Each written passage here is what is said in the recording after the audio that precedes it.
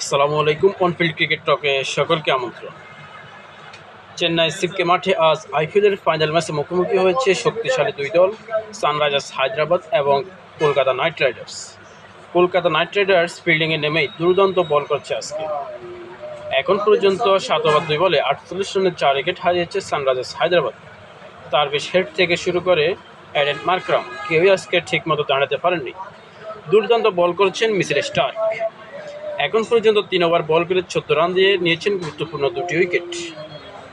এখন পর্যন্ত খেলার যে পরিস্থিতি, সেখানে কলকাতা নাইট রাইডার্সের জেতার সম্ভাবনা খুবই বেশি।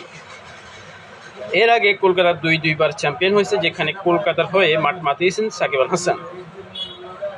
এরপর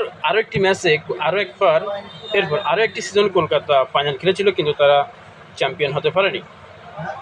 সানরাইজার্স হায়দ্রাবাদও দুর্দান্ত শুরু করেছিল এই সিরিজে, এই টুর্নামেন্টে, কিন্তু শেষ পর্যন্ত তারা সেই ধারাবাহিকতা বজায় রাখতে পারেনি। তাদের গুরুত্বপূর্ণ ব্যাটসম্যান তারবিশ হেড, অভিষেক শর্মারা আজকে শুরুতে ফেল করার কারণে